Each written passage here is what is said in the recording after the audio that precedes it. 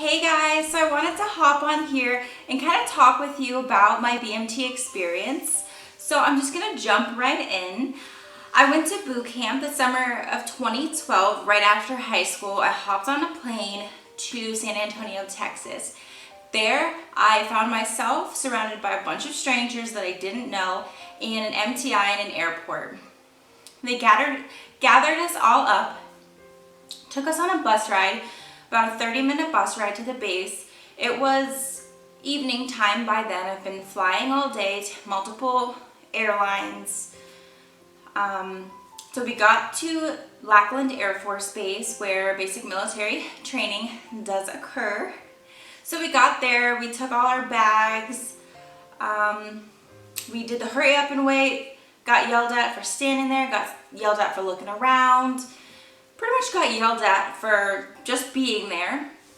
It's what you signed up for, right?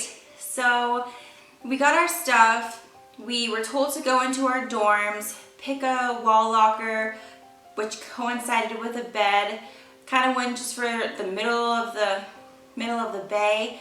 Not sure if the back would be the best spot or if the front of the bus kind of thing is the best spot. So I picked the middle of the bay, which turned out to be a solid bed. I like where I picked. But that began my basic military training experience, is picking our beds, getting yelled at. I think we in process that day as well. They took our shoe sizes. We had to stand on these mats. They were gearing us up for some ASICs. They took our height and weight. They gave us box dinners. When I was in boot camp in 2012, they were building what we were calling Disneyland dorms. So I was in the older dorms, which my father was actually in about 40 years ago. So they no longer train troops in those. I don't know what they actually do with those dorms because they seemed perfectly fine. The new dorms now are just gorgeous, and I think it was a little bit of an advantage to have the older dorms because it was hard for the TIs to see if it was a demerit or if it was the speck on your wall locker or if it was just the paint chipping off, and there wasn't anything that you could do about that. But I was in a flight about 50 females, I would say, so there was like 2 open bays and there were bunk beds in the left side, the right side, and then the other bay, the left side and the right side were filled with bunk beds. Bathrooms, there were about 10 bathrooms, and then for showers it was just one big open bay with about 8 heads, and you had about 3 or 4 minutes of actual water time every morning when you were showering after PT. So sorry, I'm just looking over here because I just have a few outlined notes so I don't forget anything. But our first mock PT test was about a week in, when everybody was completely sick because of everybody's germs that they are brought from all over the United States and overseas. So I remember doing my push-ups, and I was like 5 in. And so you're doing your push-ups, your face is getting low. Your partner is sitting right down low with you. Their face is up against your face. 1, 2, 3, 4. Come on, you can do it. They're like right in your face. So I'm doing my push-ups. I'm at 5 and I can't breathe. My whole nose is just filled with sputum. Like I have 40 more sit-up push-ups to go. I had to get it out, and you can't stop. If you stop, you're disqualified. So I'm pushing through. I'm doing my push-ups, and then I just blow it out. As loud as I could, and it all came out. It was about this size. It was huge. It went right on the cement in front of me, and I'm still pushing on. Now I can finally breathe, and I feel so much better.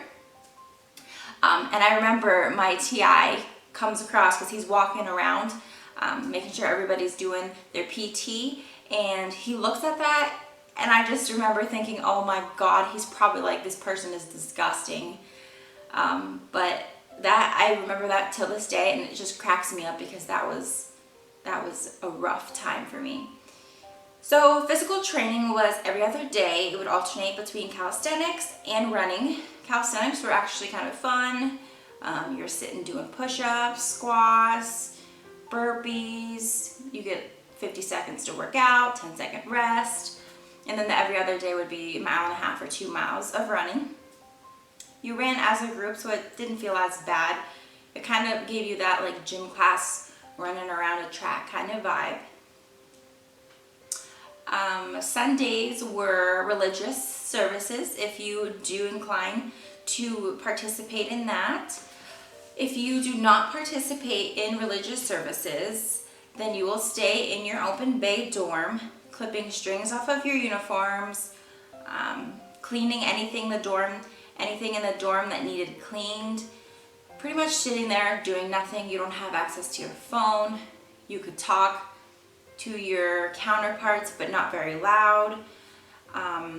Some girls did try to sleep, but there would be spot checks. TIs would just barge in, and then they would get a 341 pulled, so they would get caught, or someone could turn you in because they didn't want to sleep. So I do recommend attending religious services of your choice. So every Sunday I would go to a different religious service, because you have the old school, sit in a bleacher, and then you're nodding off, you're getting whacked every 10 seconds, nodding off, getting whacked every 10 seconds.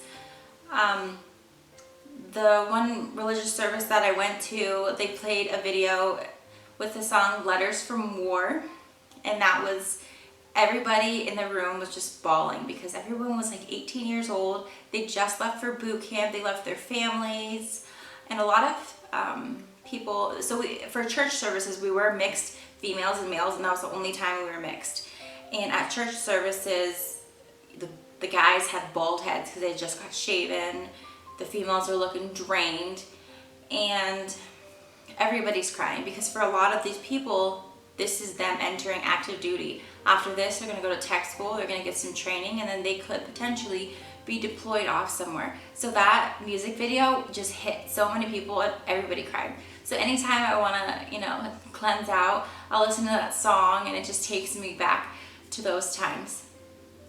Another church service that I went to, they would have you take your shoes off. Finally, you could take your boots off other than sleeping. So they took your boots off, and they would give you chocolate, which was a snack, which was so great because in basic training, you eat breakfast, lunch, and dinner, and you cannot have any snacks anywhere. You can't just be in your dorm popping Doritos. You just eat your 3 square meals. And so having the ability to have a little Hershey's chocolate was just so nice. And every week when I went to a different service, they would all not only be religious, but they would just be insightful to what you're going through and how it's impacting you and how you can get through it, and just knowing that there is an end and it's not always going to be like this, that you will graduate, there's an end, and there will be somebody going through it with you. Because of all the running and PT that we did do, I wasn't prepared beforehand, and I did get runner's knee, so I went to sick call, and I was put on light duty for about 3 days, so I didn't have to do any physical training for those 3 days while my knee rested up. And then I did end up fully recovering from that, which was good. But also physical training was running 1.5 miles and doing all of the workouts that we were doing was pretty demanding because I did not prepare. I didn't think I had to prepare after high school, but I guess I should have. Since I was during my first week's mock physical training test, I didn't score to where I should have been scoring. So then they had me kind of have like an additional duty. So after dinner, I'm not sure what the other classmates would do after dinner, maybe study or prepare for bed or something like that. I think it was preparing for class that they were doing. So I can say that I do remember performing below average on my first physical fitness test. So before, and that would be, we would PT about 4:30 in the morning. And before dinner, I would then have to march over to a different squadron and have to do additional PT workout for an hour with the other people who kind of sucked at PT as well. But I actually ended up really enjoying it because they did individualized workouts. The instructor was really motivating, so I'm just glad that I was able to do a little bit of more physical activity before lunch, because it ended up helping me get better on my run time and passing my ultimate end PT test without any issues and graduating. Altogether though, my boot camp experience was one of many ups and many downs. I cannot explain to you graduation day, when my family came down, my best friends came down, us running our 2.5 miles, having our family see us, and during the Air Force graduation ceremony, getting coined, saluting our instructor, all that we know that we put into getting here and to being able to graduate, and knowing that our families were there and that we completed it and that they're proud of us, and just seeing the looks on your family's faces, being able to finally see them after so long was, I would say to this day, one of my proudest moments in my life was graduating boot camp, because even to this day, graduating college was nothing compared to graduating boot camp. Graduating college, anybody can do, as long as you're able to get to class, study, take a test. Anybody can do that. But graduating boot camp, there is such a sense of pride. I was never, and I've never been as proud of myself as that day.